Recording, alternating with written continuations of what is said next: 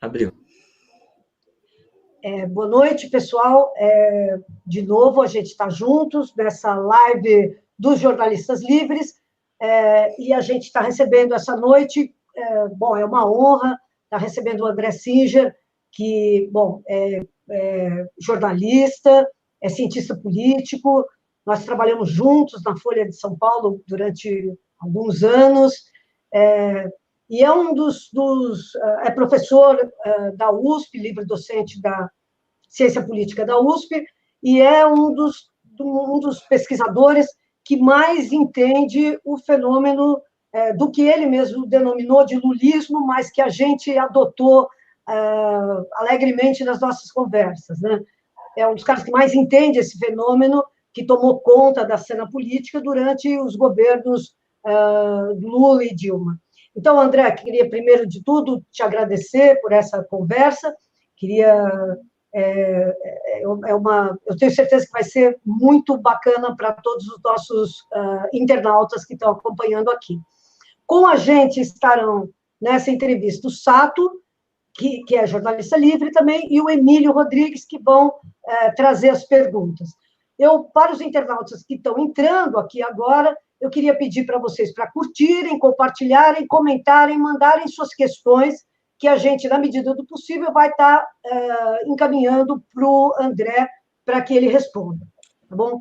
Então, oi, Lourdes, seja bem-vinda. Então, vamos lá. Eu queria começar aqui perguntando para o André. André, como é que você viu essa queda do Taixe, do ministro da Saúde, Taixe, e uma queda aparentemente louca, né, para um leigo, porque é uma queda de um ministro que ficou pouquíssimo tempo, um mês, menos de um mês, e que caiu em cima de uma história surreal, que é a história da hidroxicloroquina, né? Quer dizer, que o Bolsonaro elegeu como santo graal da pandemia e que não tem comprovação científica alguma e tudo mais. Quer dizer, a que você atribui isso?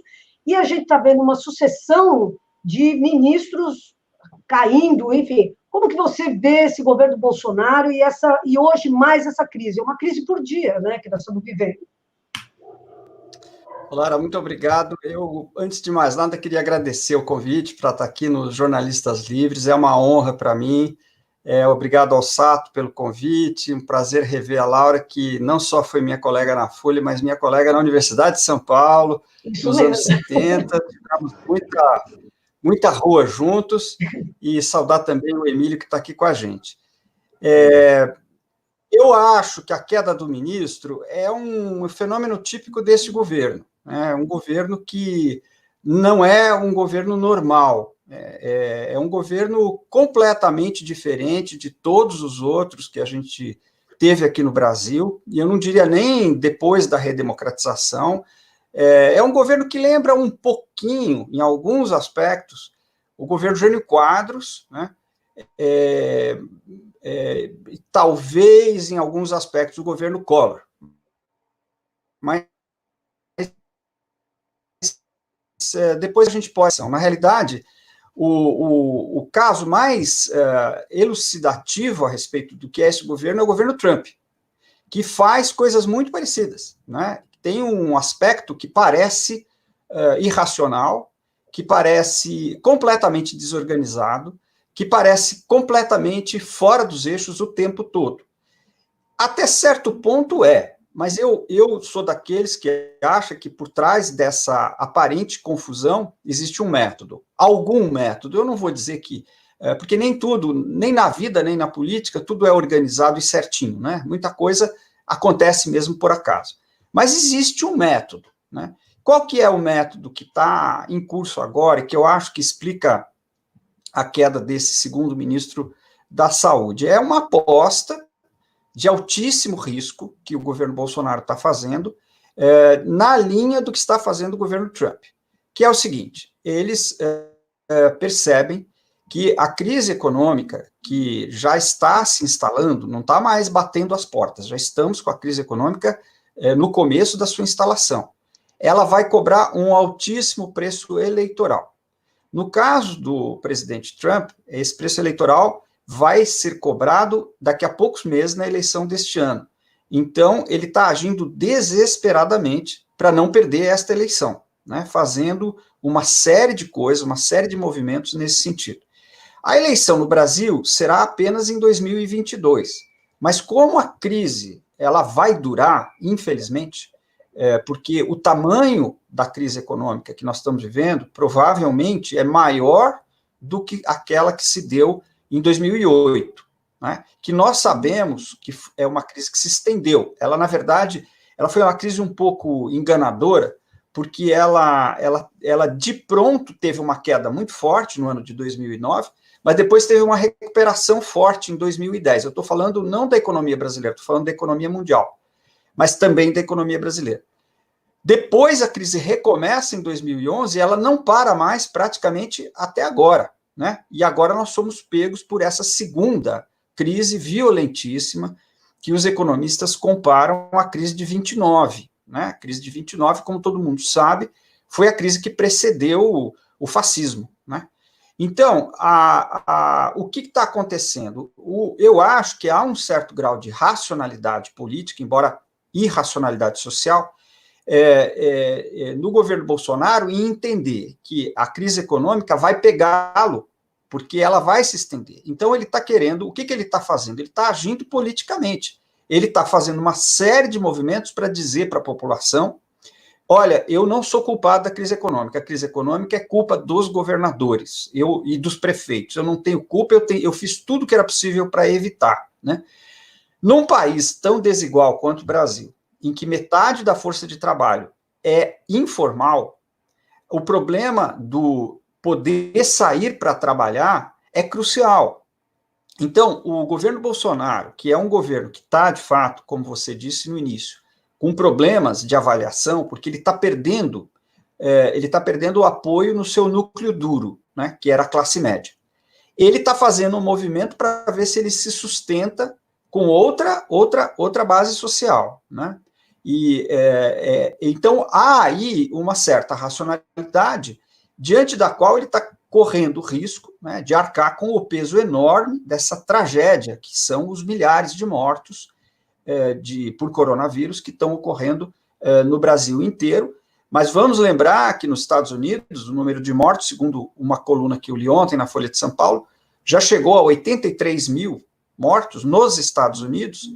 Lembrando também que nos Estados Unidos o número de mortos no Vietnã foi cerca de 50 mil, e já foi considerado um número absurdo pelos norte-americanos. Nós estamos chegando, segundo essa coluna, chegamos já a 83 mil mortos por coronavírus nos Estados Unidos. Então, eu acho que essa comparação nos ajuda a entender um pouquinho o que está acontecendo, e esse ministro sai porque, evidentemente, o governo está apostando tudo numa orientação que não é a orientação correta do ponto de vista científico para o combate à pandemia. André, eu acho, eu concordo com essa tua avaliação em relação ao Bolsonaro, também vejo que o Bolsonaro é uma aposta arriscadíssima. Agora, nós temos, nesse exato momento, também o surgimento, uma espécie de desdobramento da direita, né? Quer dizer, a direita morista e a direita bolsonarista, que se descolam em dois entes, e duas claques, e duas torcidas, né, organizadas. Você acha que o Moro é o lado B do Bolsonaro, para que, se essa aposta do Bolsonaro der errado, eles tenham uma saída, entre aspas, mais civilizada, para lançar a mão, para aplicar, para continuar isolando o PT de um lado, isolando a esquerda, e continuar fazendo o que o Bolsonaro faria? Ou é prematuro até trabalhar isso? Deixa eu te dizer, não, a pergunta é muito, muito interessante. Eu queria fazer um pouquinho um retrospecto antes de responder diretamente a tua questão, porque eu acho que ajuda a contextualizar o problema. O Bolsonaro começa a perder apoio na classe média quando ele toma a decisão de se misturar naquelas aglomerações de Brasília, em meados de março, exatamente no dia 15 de março. Ele fez 3 movimentos no mesmo sentido, né? Em março, abril e maio. o que aconteceu? Quer dizer, a classe média entendeu, né, de que as orientações corretas são as orientações da OMS, da Organização Mundial da Saúde, né, e de que a orientação correta é a única coisa que previne o coronavírus é o isolamento social, se não for feito o que era indicado antes pela OMS, que a maior parte dos países não fez, que é testagem em massa e o controle daqueles que estão com o vírus, o isolamento daqueles que estão com o vírus e daqueles que tiveram contato com as pessoas que tiveram o vírus. Quando não se faz isso, você precisa fazer isolamento social em massa. Não é o melhor é a testagem e a triagem, né? Mas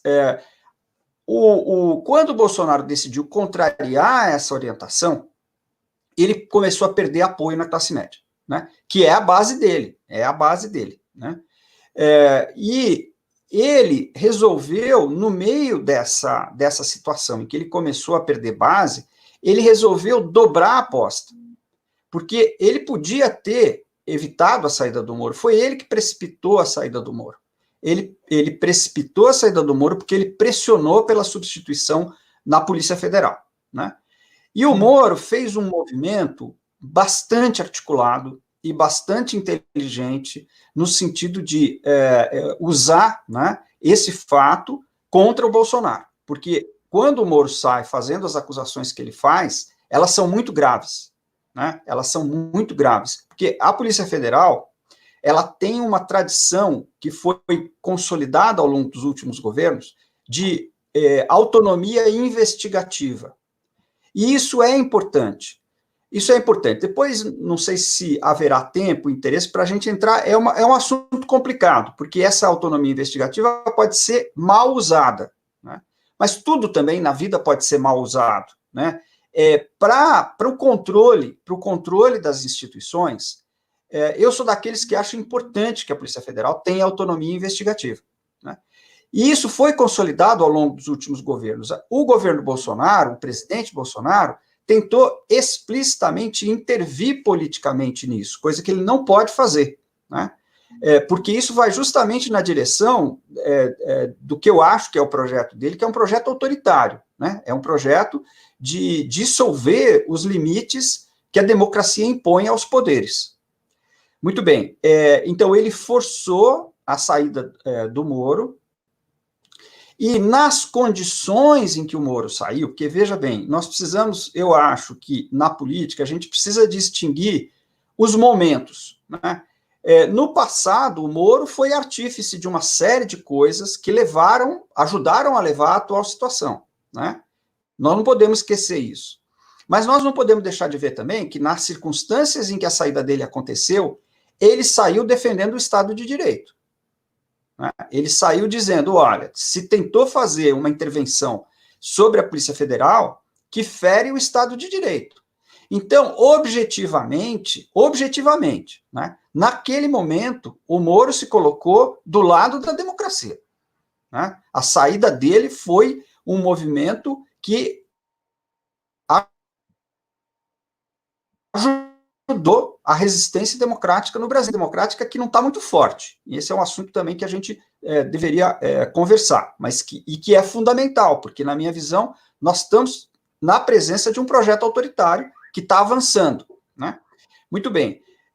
Daí para frente, o que vai ser do Moro e das forças que o apoiam, que saíram do bolsonarismo, né, é uma questão a ser vista, porque, na verdade, os atores e as forças sociais vão se colocando, como eu disse, momento a momento. Naquele momento, ele deu, vamos dizer, um passo que ajuda a preservação da democracia no Brasil. Eu acho, por exemplo, que esse processo que está em curso e que foi ele que deflagrou, que está sendo conduzido pelo ministro Celso de Mello, é muito importante. É muito importante. Porque as instituições, eu nem diria as instituições, né? Mas núcleos dentro das instituições tentam uma resistência a esse projeto autoritário. A ação atualmente do ministro Celso de Mello é fundamental, né? Então, isso é consequência, né, desse movimento. Agora, se o Moro, né, independente do que ele tenha feito no passado, se hoje ele tivesse disposto, né, a se engajar numa frente democrática, efetivamente, para barrar esse processo autoritário, eu vou dizer com toda a franqueza, eu o aceitaria. Agora, eu não sei se ele está, né? Nunca conversei com ele, aliás, não o conheço, né? Não sei o que ele pensa, o que ele quer fazer. No passado, ele foi alguém que ajudou a esta situação de ameaça à democracia ascender ao poder. Ele ajudou fortemente e depois ele cometeu um erro, na minha opinião, gravíssimo e que o comprometeu muito, que foi ter aceitado um cargo no governo que ascendeu por conta, em parte, das ações que ele fez como juiz, na qual ele deveria, por obrigação de ofício, ser neutro, né? Do contrário, nós não podemos mais confiar na justiça. Então, as questões que estão postas são de contradições muito profundas, né? E eu não vejo como fazer afirmações, digamos, para frente, né? Aí nós teríamos que ver, e assim como os setores que estão com ele, né? Qual o posicionamento, para onde vão se inclinar neste eixo, que, na minha opinião, é o eixo principal da política hoje no Brasil, né? Porque o que está em jogo não é apenas a ascensão ou queda de um ou outro grupo, né? Como numa democracia normal, numa situação democrática normal, mas o que nós estamos em face é de um projeto autoritário que está ganhando espaço. Então, nós temos que colocar isso, né, como prioridade. André, só antes da gente pegar e abrir, só porque tem mais um peão muito importante, não é um peão, é um ator super importante, nesse cenário que você está citando aí, que são os militares, né? Quer dizer, esse papel, o Mourão, esse artigo que o Mourão publicou no Estadão ontem, é um artigo muito, a meu ver, muito sério, né? Dentro dessa escalada autoritária, né? Porque ameaça a imprensa, ameaça o legislativo, ameaça o judiciário, ameaça atores políticos, outros, inclusive o Moro, aliás. Então, eu queria que você falasse um pouquinho como que você está vendo esse posicionamento dos militares na sustentação do Bolsonaro e desse atual governo e dessa escalada autoritária. Olha, Laura, do ponto de vista, eu acho, né, da ciência política, o papel dos militares hoje é o maior enigma que existe, é uma espécie de caixa preta. Né? Eu, evidentemente, não posso afirmar por todo o conjunto da ciência política, que é amplo hoje no Brasil, há muitos pesquisadores, e pode ser que alguma coisa tenha me escapado, mas eu penso que há uma tendência geral de as pesquisas sobre os militares terem ficado à margem, porque durante 30 anos houve uma espécie de convicção de que essa era uma página virada, né? Os militares governaram o Brasil de 1964 a 1985, foi uma longa ditadura, né? Uma longuíssima ditadura militar, uma extensa transição à democracia que parecia não terminar nunca. Isso são características do Brasil, né? Os processos brasileiros são sempre muito dilatados. Este quadro terminou por depois dessa longa ditadura militar e mais 5 anos de transição, né? Finalmente tivemos a primeira eleição direta à presidência da República em 1989, a primeira desde 1960, né? Ficamos quase 30 anos sem eleição presidencial. E, finalmente, então, ganhou um presidente, o candidato Collor, depois sofreu o impeachment, mas a impressão que dava é que aquilo encerrava definitivamente o período militar, né? Encerrava por completo, e os militares teriam, eu acho que predominou uma visão de que os militares teriam se convencido de que era melhor para todo mundo que eles exercessem as suas funções profissionais, né? E, de fato, até o ano de 2017, se não me engano, 2017, né? Os militares não faziam pronunciamentos políticos. Não havia pronunciamentos políticos. Eu acho que o último momento, na realidade, em que houve um pronunciamento político dos militares foi em 1985, acho que nós estávamos na Folha, quando o presidente Tancredo Neves, que não chegou a tomar posse, ficou doente e acabou indo para o hospital, e algumas semanas depois ele morreu, e a posse acabou sendo do vice-presidente, candidato a vice-presidente José Sarney. Naquela ocasião, ainda se falou que o general Leônidas Pires, então comandante do Exército, tinha opinado. É a última vez que eu me lembro. Até 2017, é muito tempo. São 22 anos, né? Perdão, 32 anos. Então, o que aconteceu? Eu acho que se parou de pesquisar os militares, e de repente eles reapareceram por inteiro, né? E acabamos nessa situação inesperada de termos um governo militarizado. Um governo que está em que a presença militar, hoje no Planalto, só tem ministro militar, né? Até o chefe da Casa Civil, ironicamente, é um militar. Então, esse problema que você coloca é uma caixa preta. Eu acho que ninguém, ou eu pelo menos, vou dizer por mim, entende realmente qual é o projeto que está por trás desse novo personagem, velho personagem da política brasileira. Agora, isto posto, portanto, uma premissa de ignorância, que eu modestamente assumo, eu acho também que o artigo do vice-presidente é da maior gravidade, porque ele, na verdade, corrobora uma visão de que os outros poderes, que não o poder executivo, estão dificultando, né, a coordenação das ações contra a pandemia, que ele diz, num certo momento do artigo, que pode se tornar até um problema de segurança, né?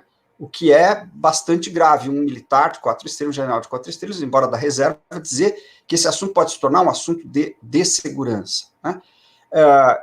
Então, ele diz que o problema está no Congresso, no Judiciário, o problema está na imprensa, o problema está nos governadores, quando a gente sabe que o problema está exatamente no lugar oposto. O problema está no Poder Executivo, que, como eu disse no início, resolveu dar uma orientação para o combate à pandemia que é completamente irracional. Ela só é racional do ponto de vista político do presidente, né? Mas é irracional para o conjunto da população, porque coloca o conjunto da população sob enorme risco, porque nós sabemos que este vírus é altamente contagioso e extremamente perigoso. É verdade que ele não será perigoso para todos os que se contagiem, né? Será um grupo limitado que vai sofrer as consequências, mas os que sofrem as consequências sabem que as consequências podem ser. Então, você não é uma posição responsável, e a grande maioria dos países do mundo, né, tomou, a grande maioria, a esmagadora maioria, a opção contrária, né, a opção de preservação da população. Agora, o vice-presidente vir a público com uma postura desse tipo, de fato, é muito grave. Se ele estiver falando por um projeto que envolve as Forças Armadas, é mais grave, se não me engano, 19 ou 20 de março, né, o comandante do Exército fez um pronunciamento que foi divulgado pelas redes sociais, né, no qual ele dizia claramente que tinha que fazer isolamento social e que o Exército o faria, né, quando o presidente já estava publicamente dizendo que não acreditava no isolamento social e que era uma gripezinha. Então, eu digo isso no sentido de relativizar, né, o quanto isto fala pelo conjunto das Forças Armadas. Mas eu não posso afirmar, porque simplesmente, como eu disse ao início, hoje ainda é uma caixa preta exatamente o que é que pensam as Forças Armadas, né? Sato, quer pôr sua colher aí? Queria fazer uma pergunta, assim, como quem não desconhece uma parte desse processo. Eu queria saber, André, de um outro personagem, de outra personagem dentro dessa base desse governo, que é a força evangélica, que faz a base do que sustenta o ideário, o imaginário desse governo. Então, dentro dessa, eles são negacionistas também, eles não aceitam as ideias contrárias, né? E é um exército gigantesco que tem um projeto de poder que vem de 30 anos. O projeto da IURD, por exemplo, tem 30 anos, em que se pensou desde o começo em se colocar em todos os cantos do país, ao mesmo tempo que eles pensavam, já desde esse momento de criação, num projeto de estar no poder, tanto o legislativo, quanto o executivo, quanto o judiciário. Então, eu queria entender também qual a importância, se existe essa importância também, e qual é o fator que a importância desse fator nesse jogo de xadrez, junto com os militares e o governo Bolsonaro. Olha, Sato, eu acho que é a pergunta da maior relevância, né? Também eu penso que precisaria, talvez, ter mais pesquisa acumulada para dar uma resposta precisa para a sua pergunta, porque o que eu tenho observado, e eu até orientei algumas pesquisas relativas ao comportamento político de evangélicos, né? É que é muito contraditório, sabe? Você é um universo muito amplo e muito fragmentado, e ele não tem uma orientação única, né?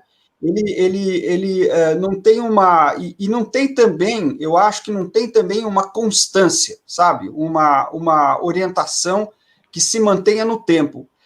Vamos lembrar que a própria Igreja Universal fez uma aliança importante com o lulismo, né? Uma aliança, vamos lembrar que o Crivella foi ministro, né, do governo Lula. Então, ou seja, a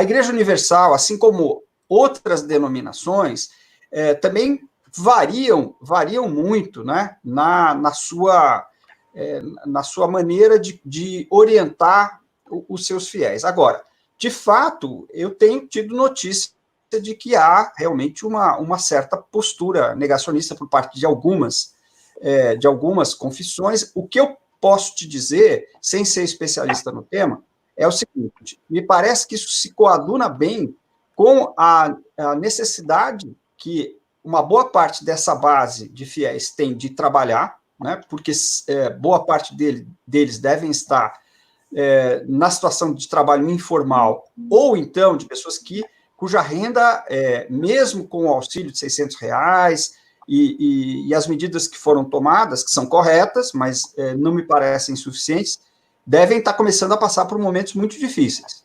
Então, de um lado, você tem a expressão da necessidade material absoluta, né, que precisa ser compreendida. Então, eu acho que, de um lado, esse padrão negacionista conversa com esta realidade material. Por outro lado, ela também, de alguma maneira, acha que, é como se ela achasse que a força de vontade, né, e digamos, o empenho que cada um tem em conseguir seus objetivos pode fazer superar situações muito difíceis, como, por exemplo, o contágio por um vírus, que a gente sabe, ou eu pelo menos acho, que é uma crença irreal, não é uma crença, não tem base concreta, essa crença, né? Mas ela é uma crença que me parece faz sentido, né, nesse tipo de universo ideológico que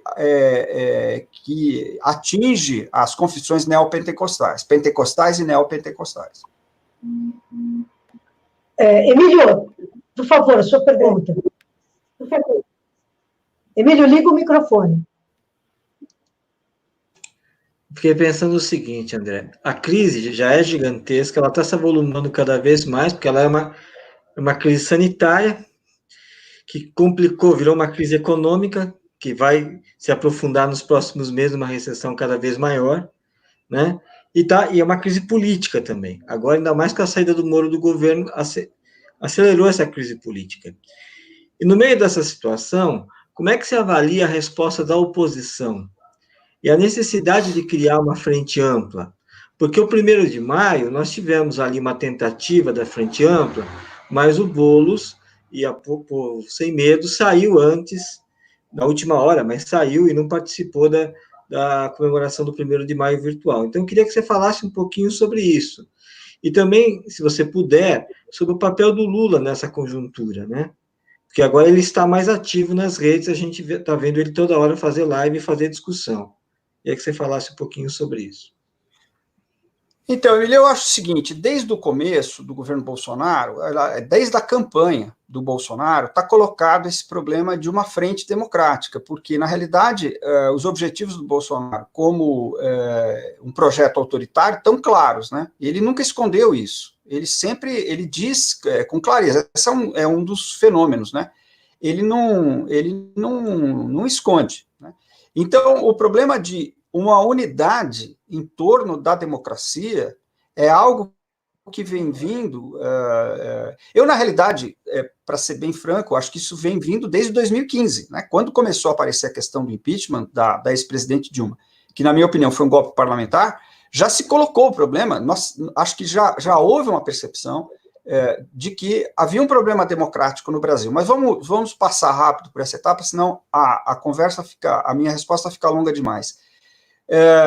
A campanha de 2018 é a vitória de um projeto autoritário explícito. Então, óbvio que está colocado o problema da unidade de todos aqueles que querem impedir que o autoritarismo volte ao Brasil, como foi o período da ditadura militar. Muito bem. Eu acho que o que está acontecendo são dois fenômenos contraditórios. De um lado, essa frente democrática ela está avançando lentamente, mas está avançando. Então, eu dou como sinal de que ela está avançando a mudança de posição do ex-presidente Fernando Henrique Cardoso, que teve uma posição de neutralidade na eleição, que depois manteve essa posição de neutralidade durante uma boa parte do primeiro ano do governo Bolsonaro, e finalmente, agora, nesta situação mais recente, começou a dizer que assim não era possível, né, que isto não era inaceitável, que era preciso fazer alguma coisa para barrar esse projeto. Eu acho que demorou muito, mas o importante é que esteja acontecendo, né? Mas o problema é que tem um outro lado, né? O outro lado é o seguinte: esse movimento que o presidente Bolsonaro está fazendo de direção ao Centrão parece um movimento bem sucedido, né? Pelo menos num primeiro momento. E ele tão bem sucedido ele está sendo que ele alterou o comportamento do presidente da Câmara, o deputado Rodrigo Maia, que vinha dando sinais de independência e de resistência ao projeto autoritário bem mais claros do que ele está dando nesse momento. E eu acho que houve uma grande decepção em relação ao presidente da Câmara, porque agora que é o momento mais necessário, né, de haver uma atitude firme, né, porque as ameaças, e não só as ameaças, as ações mesmo, né, porque vamos lembrar que o presidente Bolsonaro não pôde nomear exatamente quem ele queria para a direção, que é mais ou menos a mesma coisa, e trocou a superintendência do Rio de Janeiro, que era o que ele queria. Então, na prática, é por isso que eu digo, esse é um exemplo, e talvez seja o exemplo mais claro, de como o projeto autoritário está avançando. Não é que ele vai avançar, eu até diria o seguinte, olha, não é que vai haver golpe, o autoritarismo já está avançando, e eu acho que não vai ter golpe, porque o tipo de autoritarismo que está em curso é aquilo que o cientista político Adam Dvorak chama de autoritarismo furtivo. É um autoritarismo que se dá por dentro do Estado de Direito, usando brechas das leis e conduzido por lideranças democraticamente eleitas. Portanto, é um tipo de autoritarismo completamente diferente do que a gente viveu no passado, que é o autoritarismo dos tanques na rua. Não vai ter tanque na rua, provavelmente, né? E, no entanto, a consequência pode ser a mesma, só que com uma aparência que pode até, em alguns aspectos, parecer uma aparência democrática, né? Então, até mesmo isso faz com que o tipo de autoritarismo que está em curso no Brasil hoje seja mais dificilmente perceptível, mais difícil de tomar consciência, né? Mas, então, voltando para terminar a resposta, que está ficando muito longa, o que acontece? Quer dizer, aparentemente, nós estamos vendo uma adesão, uma possível adesão, de uma base importante na Câmara dos Deputados ao projeto do Bolsonaro. E isso é que pode estar provocando a mudança de atitude do Rodrigo Maia, que é decisivo, porque se o Rodrigo Maia não quiser, o processo de impeachment nem começa, né? O presidente da Câmara decide por conta própria, é uma decisão que é dele, né? É estritamente dele. Então, nós temos, de um lado, uma frente democrática que está avançando, mas, de outro lado, estamos encontrando dificuldades dentro mesmo, né, de instituições das quais a gente esperava um outro tipo de comportamento. E, por fim, só para fazer uma menção ao que você colocou a respeito do 1º de maio, o que eu ouvi foi o seguinte: não há, parece que não existe, de parte de nenhuma das forças presentes ali, um veto em relação à presença de quem quer que seja numa frente democrática.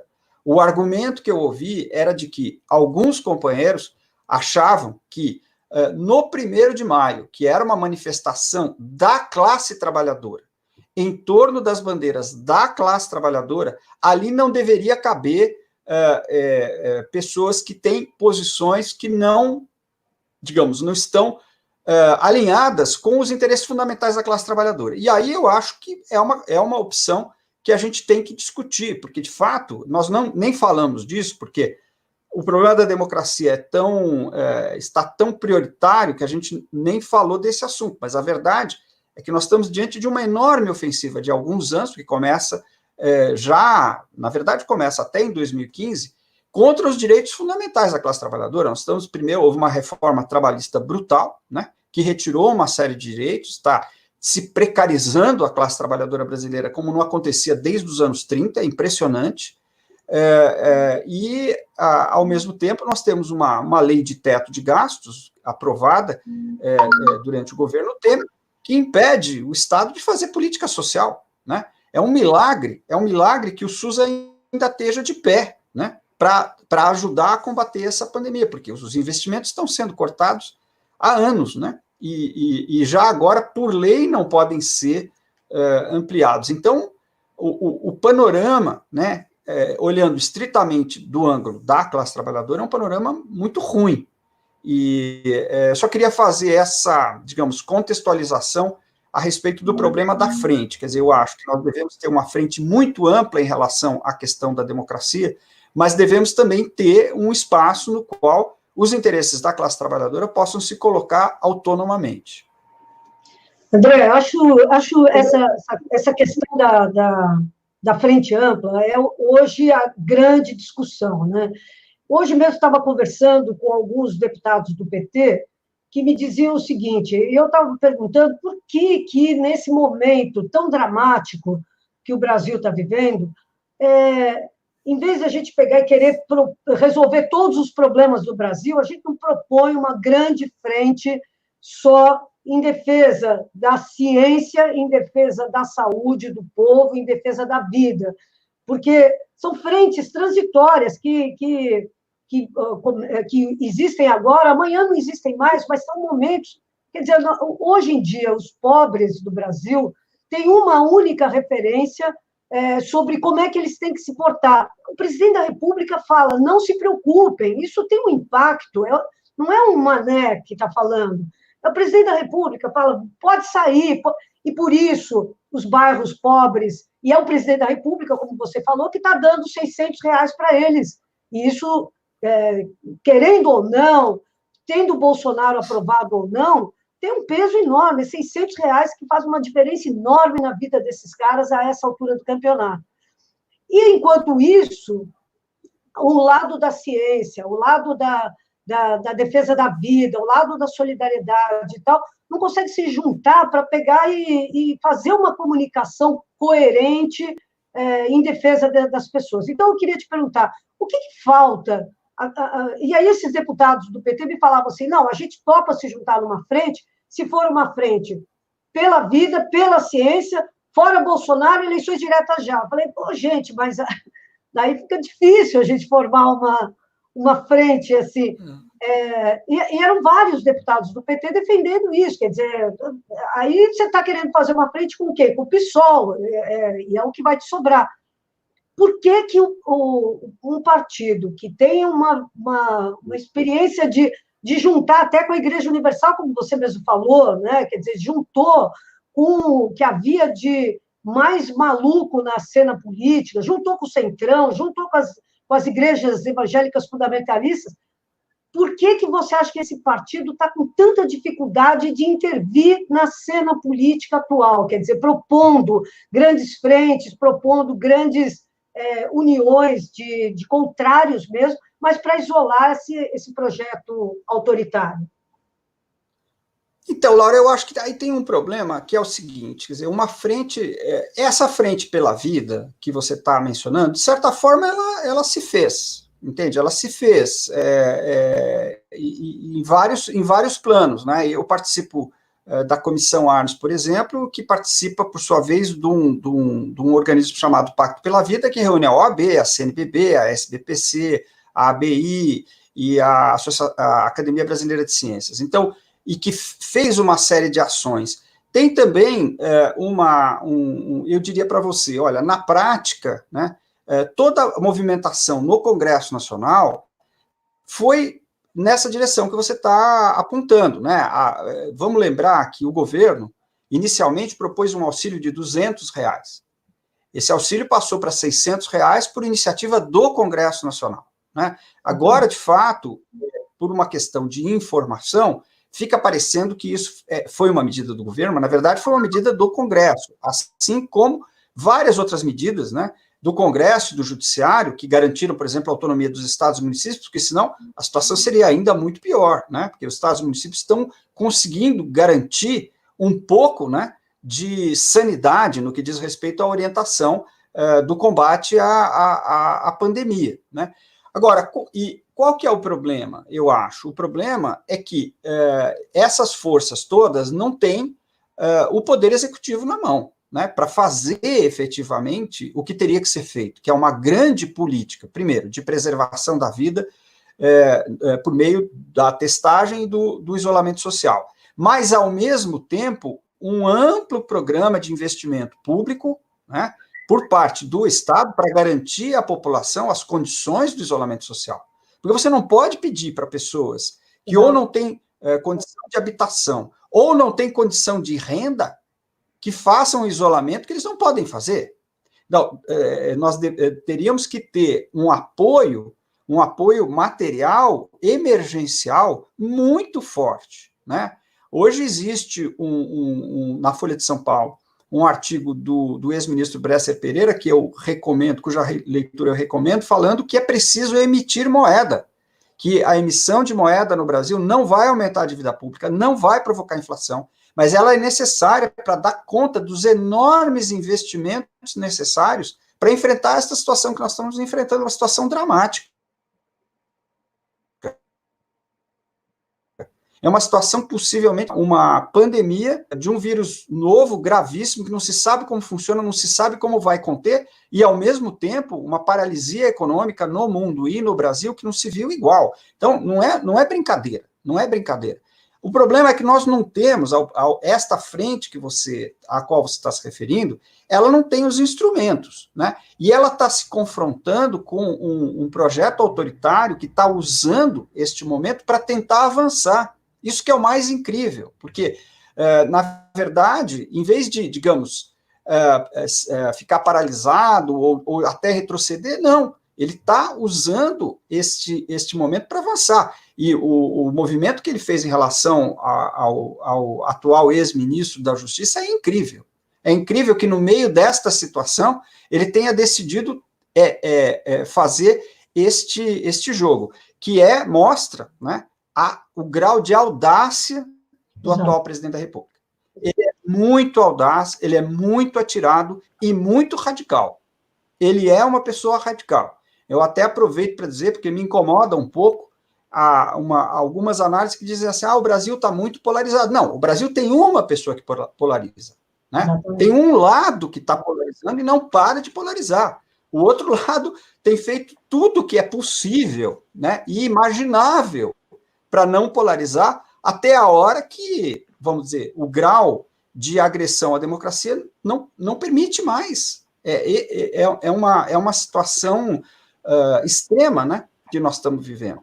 Então, eu acho que eu entendo, né, eu também compartilho completamente que, do ponto de vista da população, hoje a prioridade é, obviamente, o combate à pandemia, e não há dúvida nenhuma, né, que esse é o grande problema. Eu, se pudesse, passaria esta nossa conversa inteira só falando disso, mas, infelizmente, nós estamos sendo compelidos, né, por um projeto autoritário que está nos exigindo outro tipo de ação. Essa é um pouco a minha visão.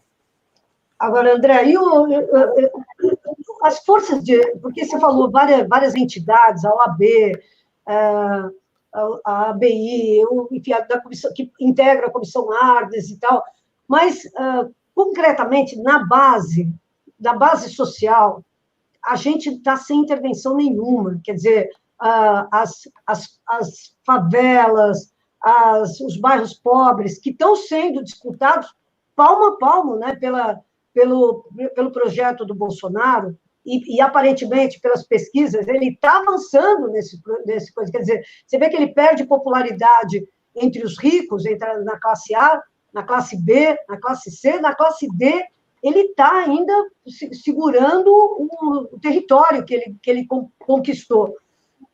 Eu sei que parece demagógico falar isso, mas não está faltando, nesses organismos todos que você está falando, que estão se juntando para defender a democracia, não está faltando uma interlocução com os muitos agentes que estão na periferia, mas que não estão conversando com essa... Eu falo para você, por exemplo, na época da ditadura, a gente tinha lá o Comitê contra a Carestia, que estava dentro do Comitê contra a Carestia, que obviamente falava com os pobres, principalmente, mas que estava dentro dos órgãos, das entidades e tal, dos coletivos de entidades que estavam lutando contra a ditadura. Aparentemente, a gente tem ninguém está conversando com essas lideranças que estão na base. Eu sei que, por exemplo, os movimentos de moradia estão distribuindo cesta básica doidado na periferia, os movimentos de moradia. Só que os movimentos de moradia não estão na Comissão Ardes, não estão participando dessas entidades. E eu sei porque a gente cobre muito isso. Quer dizer, aparentemente, tem um descolamento mesmo entre a conversa da universidade e a conversa que está acontecendo nessa ponta, e que, por causa disso, está sem discussão política nenhuma, né? Laura, olha, é verdade. Eu acho que aí tem duas coisas que eu queria assinalar. Uma é a seguinte: durante os 30 anos de democracia, houve um descolamento. Houve um descolamento entre o mundo dos partidos, o mundo da política e o mundo da sociedade. Até certo ponto, é natural, porque isso acontece em todas as democracias, né? O mundo da política, infelizmente, não é o que eu gostaria, mas é a realidade. É um mundo que fica à parte, né? O mundo das instituições, o mundo do Congresso, o mundo dos mandatos, tal. Eu acho que houve mesmo um descolamento que produziu uma diferença muito grande em relação ao que a gente tinha nos anos 70, mas eu queria lembrar também o seguinte: os anos 70 foram resultado de um longo trabalho de reconstrução de uma sociabilidade democrática pós-golpe de 64. Exatamente. Né? Esse longo trabalho, que foi um trabalho capilar, um trabalho muito de formiguinha, que também é típico das ditaduras, porque justamente como as instituições estavam bloqueadas, existe uma espécie de volta para as bases. Isso daí foi estudado pelo O'Donnell. É muito interessante, porque ele comparou várias transições democráticas e ele observou o mesmo tipo de fenômeno, né? E eu queria acrescentar uma coisa, é que, no caso brasileiro, isto teve uma contribuição decisiva da Igreja Católica. cuja orientação naquele momento estava muito influenciada pela teologia da libertação e pelas comunidades eclesiais de base. Tudo isso mudou, não é? Todo esse cenário foi alterado, todo o cenário que o professor Chico de Oliveira chamava de sociabilidade democrática, que se criou na base da sociedade brasileira, que foi uma grande novidade, porque o Brasil sempre foi um país muito de cima para baixo, né? Muito oligarquizado e muito autoritário. Essa novidade digamos assim, se desfez, paradoxalmente, no período democrático. Eu acho que nós vamos ter que reconstruir isso, né? Que isso vai ter que ser reconstruído. E, infelizmente, eu quero dizer o seguinte, não é o que eu gostaria, novamente, mas vai requerer um certo grau de paciência, porque pela própria natureza do que nós estamos falando, que são os laços sociais, eles não se fazem de uma hora para outra, né? Eles têm que ser feitos na base de ganhar confiança, pouco a pouco, na base da sociedade, em pequenos grupos que depois vão se articulando na forma de uma rede. Então, pelo que eu posso observar, e talvez vocês tenham mais informação do que eu, isso está acontecendo, mas está acontecendo lentamente e, de fato, você tem toda a razão, não tem ainda a expressão pública e política que nos ajudaria nesse momento tão grave que nós estamos vivendo. A outra observação que eu quero fazer vem no sentido contrário. Você tem toda a razão ao dizer que o Bolsonaro está disputando essa base. Porém, aí ele tem um grande problema. É que para efetivamente ganhar essa base, ele precisa mudar a política econômica. Sim. E para mudar a política econômica, ele precisa romper com o setor financeiro. Eu não sei se isso é possível e se ele vai fazer, porque aí há uma aliança muito forte, muito estabelecida, e que também o garante. Eu não creio que ele consiga consolidar essa base com essa política econômica, que é uma política econômica completamente antipopular, né? É uma política econômica que não atende em nada, né, os interesses das camadas populares. Agora estamos tendo esse fenômeno ocasional dos R$600, que, como nós falamos aqui, foi decidido pelo Congresso Nacional, né, e que tem a duração prevista de 3 meses. Eu quero ver o que vai acontecer quando isso parar, né, porque as pessoas vão começar a contar com isso, né? Agora, eu também aprendi com o tempo que a gente não pode fazer, praticamente não podemos fazer previsões no tempo, bola de cristal, pode ser que ele mude, né? E se ele mudar, nós vamos ter aí um fenômeno completamente novo acontecendo, né? Mas eu acho que essa é uma discussão até que cabe muito aos economistas nesse momento, entender se isso é possível, como seria possível e assim por diante. Um pouco, eu estou dizendo isso para equilibrar um pouco esse cenário, que é um cenário difícil, evidentemente, para nós, mas também não é um cenário muito fácil para ele. Maravilha. Sato? Eu queria... assim, eu vejo até uma pergunta mesmo para ver se eu estou pensando completamente errado, viu, André? Mas, assim, a gente fala de uma frente ampla, mas a gente sempre coloca que falta uma liderança na política para se fazer essa frente ampla. Existe uma outra frente que está se formando, que é as frentes dentro desse processo que a gente está passando de pandemia, das redes colaborativas, das redes de colaboração que está tendo muito nas periferias, nas pequenas cidades, nas comunidades, na base que que a esquerda abandonou durante um tempo, está se refazendo com força ali. Não é a hora, na verdade, de que essa liderança seja dividida, a liderança simbólica seja dividida com essa base que está se formando, essas redes que estão se formando com força, atravessando todos esses problemas, criando tecnologias sociais novas, criando redes novas de comunicação, troca de saberes, e que está se formando e fazendo uma força muito grande, em contrapartida de que essa base que está com Bolsonaro, que saiu da classe média, mas se mantém na classe D, por exemplo, além do problema econômico, infelizmente, vai ter um problema maior, que é quem mais vai sofrer com a tragédia que nos avizinha. não é pessimismo nem nada, mas com toda a política que está sendo feita de saúde, vamos ter realmente vamos passar os Estados Unidos. Vai ser terra arrasada. A gente vai perder muita gente nesse país, porque nada está sendo feito. E nesse lugar, eu queria entender, dentro desse... É um caos que a gente está passando, né? Como que essas forças que estão se estabelecendo nas periferias podem serem uma liderança da ação direta para a gente reconquistar uma democracia de baixo para cima, finalmente, e a gente estabelecer uma nova forma de se portar aqui dentro do país.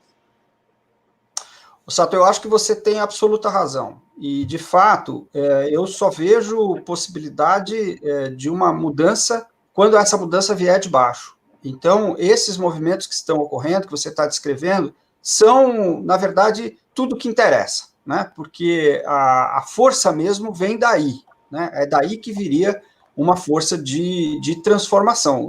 Na verdade, a Laura certamente lembrará e talvez concorde comigo, foi assim que as diretas se fizeram, né?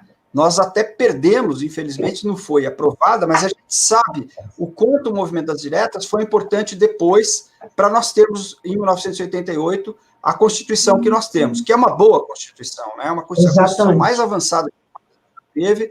Eu até falo, às vezes, para as pessoas que é a nossa carta-programa, né? A nossa carta-programa é cumprir a Constituição. Não precisamos fazer a carta-programa, ela já está lá, estabelecida. Então, foi um ganho extraordinário, porque veio de baixo, né? Ela veio de baixo.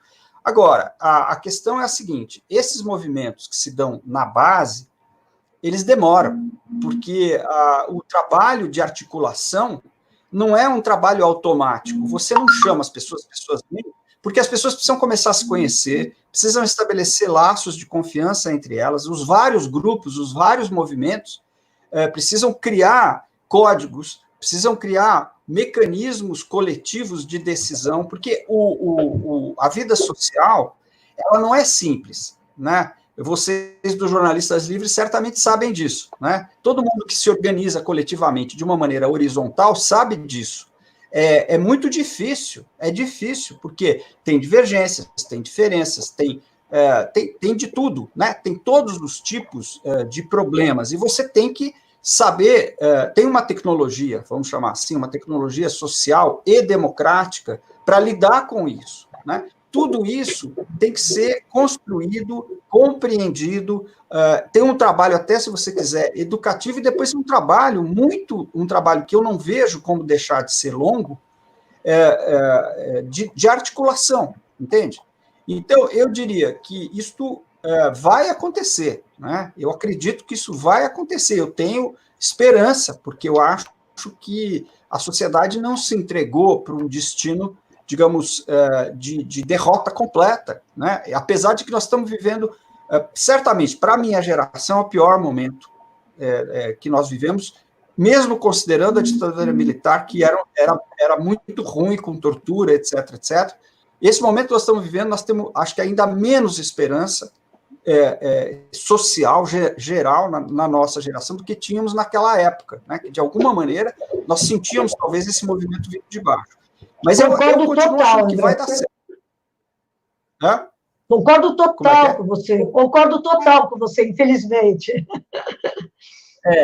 Então, eu continuo achando que vai dar certo. Talvez eu não veja, mas vai dar certo. O problema é que demora, né? E aí precisa ter paciência histórica, porque na hora que isso estiver pronto, Sato, vai aparecer, entende? A força social, ela emerge, entende? O Emílio me perguntava do ex-presidente Lula, o ex-presidente Lula é a expressão disso. Quer dizer, quando o ex-presidente Lula surge na vida social, a Laura sabe muito bem, na Vila Euclides, é porque tinha um tremendo movimento embaixo, né? Realmente, a classe trabalhadora, naquele momento, se levantou, né? E aí veio essa liderança, apareceu, né? Essa liderança, digamos, como é que é aquela frase do Marx, a humanidade não se coloca problemas que ela não pode resolver, né? Então, quando os problemas que são resolvíveis se colocam, os personagens também aparecem, entende? Você está perguntando como é que isso vai se expressar. Eu não sei, mas vai se expressar. O problema é que eu acho que isso deve estar em construção. E, de fato, pelo que eu ouço falar, você tem toda a razão, essa situação de pandemia acelerou bastante esse processo, né? Eu não sei se... Eu até te mandei, hoje à tarde, aquele artigo que a gente publicou. Lá a gente fala isso, porque a pandemia criou um movimento de solidariedade, né?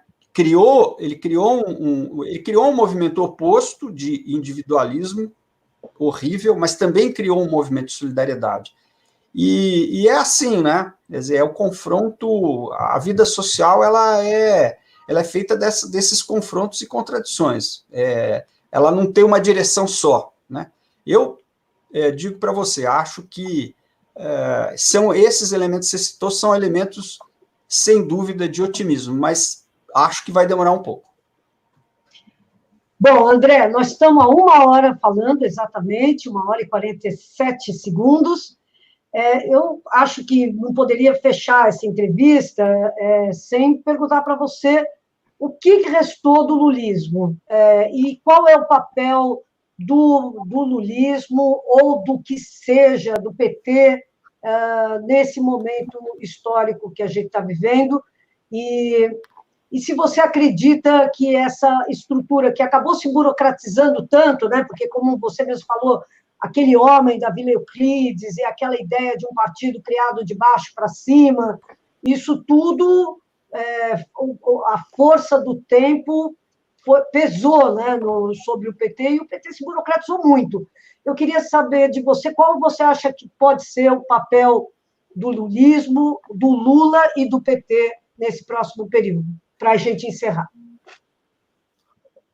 Olha, Laura, como nós estamos já além da hora, eu vou fazer uma coisa muito sintética, porque, na verdade, um dia vocês me convidam para a gente falar só sobre isso, 1 hora.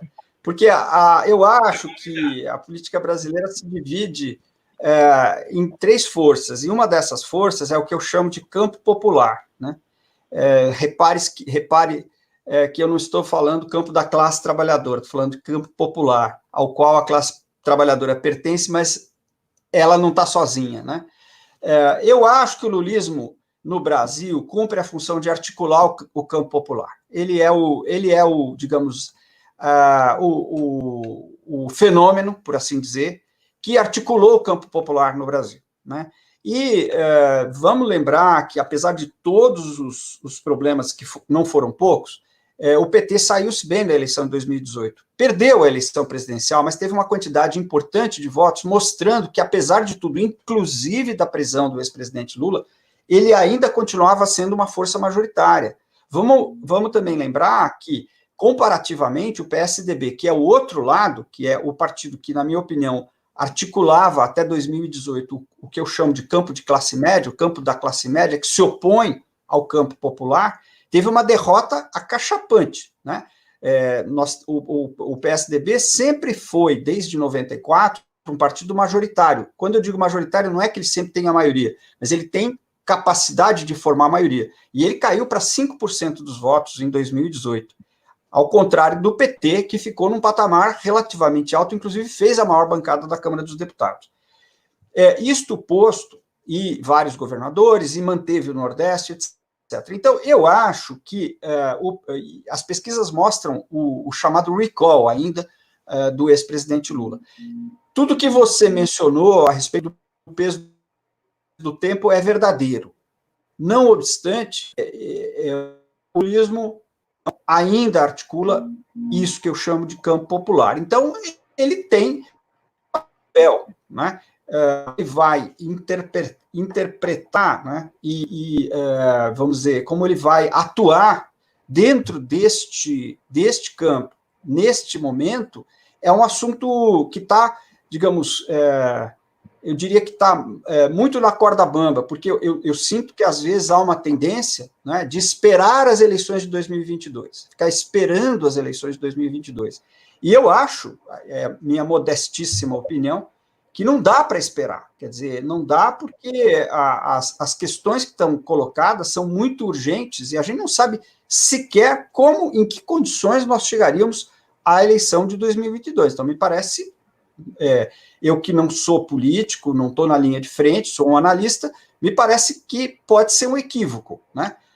Mas vamos ver como é que isso vai andando, né? Agora o PT tomou a decisão de aderir à proposta de impeachment, eu acho que está começando a mudar, digamos, a orientação e temos que ver aí como é que esse processo vai se desenvolver. Mas eu me comprometo, se vocês quiserem, daqui a um ano eu venho aqui para a gente falar só sobre isso.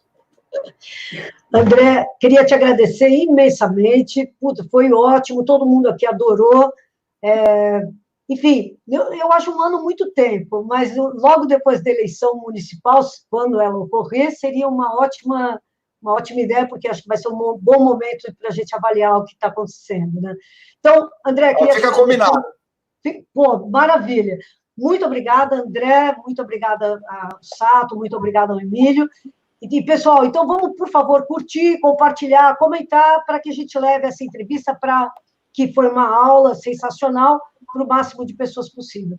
Obrigada, André, estamos juntos aí. Laura, muito obrigado, Sato, muito obrigado, Emílio, muito obrigado e muito prazer. Até a próxima. Tchau, até mais. Grande honra, André. Muito obrigado mesmo. A honra foi minha. Muito obrigado. Tchau, André.